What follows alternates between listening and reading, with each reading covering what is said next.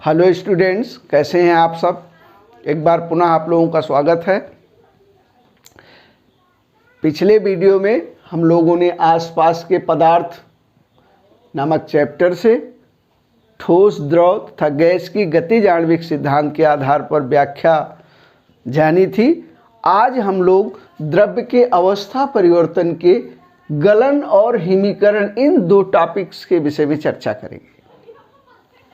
गलन किसे कहते हैं? हम जानते हैं कि कोई भी पदार्थ तीन अवस्थाओं में रह सकता है।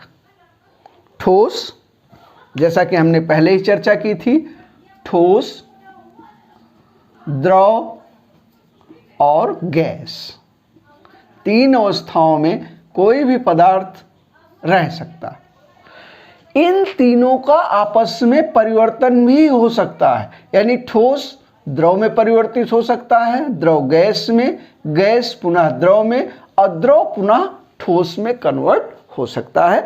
इसका जो बेस्ट एग्जाम्पल है, सबसे अच्छा उदाहरण है, वो है जल।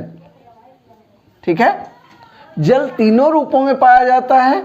ठोस के रूप में बर्फ होती है, द्रव के रूप में पानी के रूप में होता है और गैस के रूप में जो है वो जलवाष्प के रूप में पाया जाता है।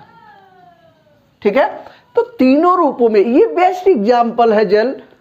ये ठोस है 100 डिग्री सेल्सियस पर, ये द्रव से ठोस 0 डिग्री सेल्सियस पर, 0 डिग्री सेल्सियस पर ये द्रव से ठोस में कन्वर्ट हो जाता है। और 0 से ज़्यादा कर दिया जाए टेम्परेचर तो ये ठोस से यानी बर्फ से पानी बन जाएगा और 100 डिग्री सेल्सियस तापमान पर यह द्रव से गैस में कन्वर्ट किया जा सकता है। एक चीज हम लोग यहाँ ये देख रहे हैं कि यहाँ पर 0 डिग्री और 100 डिग्री, इसका क्या अर्थ है? यानी हम तापमान में परिवर्तन करके, किसी द्रव के ताप में परिवर्तन करके, तापमान में यदि हम परिवर्तन कर दें तो किसी द्रव्य की अवस्था में परिवर्तन हो सकता है। ठीक है, यानी द्रव्य का जो अवस्था परिवर्तन है किस पर निर्भर करता है? तापमान पर। यदि तापमान को हम परिवर्तित कर दें तो इन अवस्थाओं में हम परिवर्तन कर सकते हैं। जैसे यदि जल है, जल को 0 डिग्री सेल्सियस तक गर्म करें, जल किस रूप में होता है? द्रव के रूप में होता है। इसको हम 0 डिग्री सेल्सियस तक ले जाए इसका तापमान तो ये बर्फ यानी ठोस के रूप में कन्वर्ट हो जाएगा। 0 से अधिक कर दें तो यही बर्फ जो है फिर पुनः पानी के रूप में या जल के रूप में, द्रव के रूप में कन्वर्ट हो जाएगी और पुनः इसको 100 डिग्री सेल्सियस तक इसका तापमान ले जाए तो ये जलवाष्प के रूप में परिवर्तित हो जाएगी, यानी गैस के रूप में परिवर्तित हो जाएगी। यानी हम किसी भी द्रव्य की किसी भी अवस्था में, कुछ एक्सेप्शंस हैं जो आपके लिए यहाँ जानना जरूरी नहीं है, आप अगले क्लासेज में जानेंगे या अगले टॉपिक्स के विषय में बताएंगे कि इन तीनों को आपस में, इन तीनों में कन्वर्ट नहीं किया जा सकता है। जैसे तीनों को आपस में परिवर्तित नहीं किया जा सकता है। इस प्रक्रिया को हम ऊर्ध्वपातन बोलते हैं, जिसको हम अगले टॉपिक्स के विषय में, अगले टॉपिक्स के अंतर्गत अध्ययन करेंगे। यहाँ सिर्फ इतना जानना जरूरी है कि किसी भी द्रव्य की किसी भी अवस्था में ताप परिवर्तन के फलस्वरूप उसको एक अवस्था से दूसरे अवस्था में परिवर्तित किया जा सकता है। अब आ जाते हैं गलन के ऊपर। गलेगा कौन? जो ठोस होगा। यानी यदि हम किसी ठोस का क्या करें? यदि हम किसी ठोस का ताप बढ़ाएं, किसी ठोस का क्या करें? ताप में परिवर्तित करें और क्या करें? ताप बढ़ाने पर ये क्या होगा? धीरे धीरे द्रव में परिवर्तित होने लगता है। उदाहरण के रूप में जैसे यदि बर्फ है, ठीक है, बर्फ है, बर्फ को क्या करें हम? बर्फ को क्या करें हम? बर्फ को यदि हम गर्म करें तो ये धीरे धीरे क्या होगा? द्रव में कन्वर्ट हो जाएगी, यानी हम कह सकते हैं पानी में परिवर्तित होने लगती है। ठीक है, यदि इसका ताप बढ़ाएं तो ये पानी में परिवर्तित होने लगती है, द्रव में परिवर्तित होने लगती है। और ताप बढ़ाएं तो और तेजी से पानी में कन्वर्ट होने लगती है। लेकिन इसका ताप, इसके ताप में वृद्धि नहीं होती है। कब तक? जब तक संपूर्ण बर्फ द्रव में परिवर्तित ना हो जाए। अब जो ताप बढ़ाते हैं वो कहां जाती है? ऊष्मा वो उसी में जो है छुपी हुई होती है, छुप जाती है। ठीक है, और इसी को क्या कहते हैं? गुप्त ऊष्मा कहते हैं। क्या कहते हैं? गुप्त ऊष्मा कहते हैं। किसकी? अब यहां गलन की चर्चा हो रही है, तो किसकी गुप्त ऊष्मा हो जाएगी? गलन की गुप्त ऊष्मा हो जाएगी। ठीक है, अब यह प्रक्रिया होती कैसे है? मान लीजिए कोई ठोस है, ठीक है, हमने बताया था ठोस में इस तरह के अणुओं की व्यवस्था होती है कि उनके बीच में जो अंतरा आणविक स्थान है वो बहुत कम होता है। लेकिन हम क्या करें, जब इसको हम इसके ताप में वृद्धि करते हैं, ठीक है, ताप में वृद्धि करने से इसके अणुओं की जो गतिज ऊर्जा है उसमें वृद्धि होती है।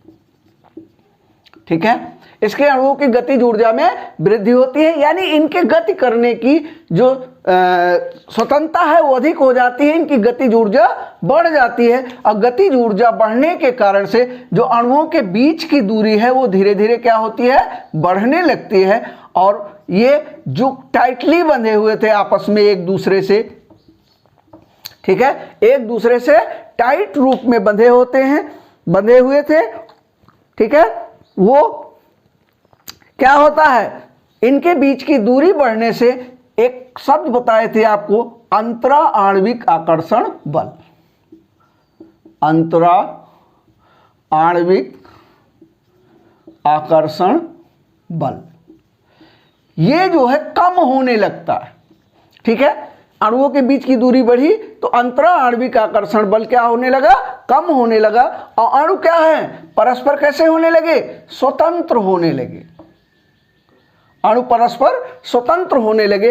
और स्वतंत्र होने के बाद क्या होता है कि ये परस्पर आकर्षण से मुक्त हो जाते हैं और इनके बीच की दूरी बढ़ जाती है। ठीक है, और इनके बीच की दूरी बढ़ने से ये किसमें? ये द्रव के रूप में परिवर्तित होने लगते हैं, स्वतंत्रता पूर्वक गति करने लगते हैं और द्रव के रूप में परिवर्तित होने लगते हैं। यदि इस समय और ताप दिया जाए, ठीक है, उस ठोस में यदि और ताप दिया जाए तो उसके ताप में वृद्धि नहीं होती है, उसकी गतिज ऊर्जा में वृद्धि नहीं होती है। क्यों नहीं होती है? क्योंकि जब तक संपूर्ण ठोस द्रव में कन्वर्ट ना हो जाए उसकी ऊर्जा में, उसकी ऊष्मा में, उसके तापमान में वृद्धि नहीं होती है। और वह तापमान कहाँ जाता है? अभी हमने आपको बताया कि वह गुप्त ऊष्मा के रूप में उसी में संचित हो जाता है। और इसी गुप्त ऊष्मा को हम कहते हैं गलन की गुप्त ऊष्मा। गलन की गुप्त ऊष्मा। और जल की गलन की गुप्त ऊष्मा, जल यदि है तो यह जो है यह जल की गलन की गुप्त ऊष्मा कहलाएगी या बर्फ की गुप्त ऊष्मा कहलाएगी। दूसरा एक चीज और है, गलनांक पर अपद्रव्यों का प्रभाव। यदि किसी अपद्रव्य को मिला दिया जाए किसी ठोस में तो उसका गलन जो है वो कम हो जाएगा। ठीक है, किसी ठोस में अपद्रव्य मिलाने पर, ठीक है, अपद्रव्य मिला दिया जाए, अपद्रव्य का मतलब इम्प्योरिटीज मिला दी जाए तो उसका गलन जो है वो कम हो जाता है, यानी वह देर में गलता है, गलन कम हो जाता है। ठीक है, अपद्रव्य मिला देने से गलन कम हो जाता है। ठीक है, एक चीज, दूसरा टॉपिक आ जाता है हिमीकरण। हिमीकरण का मतलब दूसरे भाषा में हम कहते हैं जमना। हमने देखा है कि हम जल को क्या करते हैं? फ्रीजर में रखते हैं और वो किस में परिवर्तित हो जाता है? ठोस में परिवर्तित हो जाता है। इसी प्रक्रिया को क्या कहते हैं? हिमीकरण कहते हैं। किसी द्रव का ठोस अवस्था में परिवर्तित हो जाना क्या कहलाता है? हिमीकरण कहलाता है। और जिस ताप पर यह प्रक्रिया होती है, जिस ताप पर कोई द्रव जमता है, उस ताप को हम क्या कहते हैं? हिमांक कहते हैं। ठीक है, जिस ताप पर कोई द्रव कोई ठोस गलता है उसे गलनांक कहते हैं, लेकिन जिस ताप पर कोई द्रव ठोस में परिवर्तित होता है उसको हम हिमांक कहते हैं। ठीक है, किसी द्रव को यदि कोई द्रव लिया जाए, उसका ताप लगातार कम किया जाए, ताप को कम करने पर एक ऐसी स्थिति आती है कि वह ठोस में कन्वर्ट होने लगता है। द्रव किस में कन्वर्ट होने लगता है? ठोस में कन्वर्ट होने लगता है। यदि ताप को और भी कम किया जाए तो उसके ताप में और कमी नहीं होती है, बल्कि क्या होती है, जब तक क्या होगा, जब तक उसका संपूर्ण द्रव जो है वो ठोस में परिवर्तित ना हो जाए, तो तब तक उसके ताप में वृद्धि नहीं होती है, और जिस ताप पर वह जमता है उस ताप को हम हिमांक कहते हैं। ठीक है, कुछ ऐसे द्रव हैं जो है ठंडा करते रहने पर वह ठोस अवस्था में कन्वर्ट नहीं होते हैं, बल्कि अतिशीतित होते रहते हैं। ठीक है, अतिशीतित का अर्थ है कि सुपर कूल हो जाते हैं। एक चीज हम और आपको बता दें, एक वस्तु है ड्राई आइस। आप लोगों ने इसका नाम सुना होगा, ड्राई आइस, सूखी बर्फ। किससे बनती है? यदि हम बर्फ का नाम लेते हैं तो आप लोग यही समझते होंगे कि यह हमेशा पानी से बनती या जल से बनती, जल की तरल अवस्था या द्रव रूप से बनती है। लेकिन जो सूखी ड्राई आइस होती है वह जल से नहीं बनती, बल्कि किससे बनती है? CO2 से बनती है।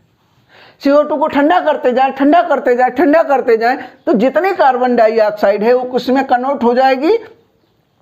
सूखी बर्फ में, ड्राई आइस में कन्वर्ट हो जाएगी। ठीक है, तो इस तरह से इसको हम ड्राई आइस कहते हैं। यह भी CO2 भी ठोस अवस्था में कन्वर्ट होती है। इसका दबाव कम किया जाए, इसको दबाया जाए, दाब अधिक किया जाए तो यह द्रव रूप में भी कन्वर्ट हो सकती है। ठीक है, द्रवित भी हो सकती है। बस आज हम इसको यहीं समाप्त कर रहे हैं। नेक्स्ट वीडियो में हम लोग वाष्पीकरण के विषय में जानेंगे। वाष्पीकरण के अंतर्गत दो चीजें आती हैं, यह भी द्रव्य के अवस्था परिवर्तन का एक रूप है। नंबर 1 वाष्पन और नंबर 2 है क्वथन। इसकी चर्चा हम लोग अगले वीडियो में करेंगे। वीडियो लंबा हो रहा है, हम जानते हैं कि आप लोग वीडियो को कम देखते हैं। छोटा छोटा वीडियो बनाया जाए जिससे आपके टॉपिक समझ में आ भी जाए और आप इसको भरपूर रूप से देखें भी। देखते रहिएगा वीडियो, और अच्छा लगे तो अपने आसपास के बच्चों को भी बताइएगा, उनके बीच में शेयर कीजिएगा। आपका बहुत बहुत धन्यवाद।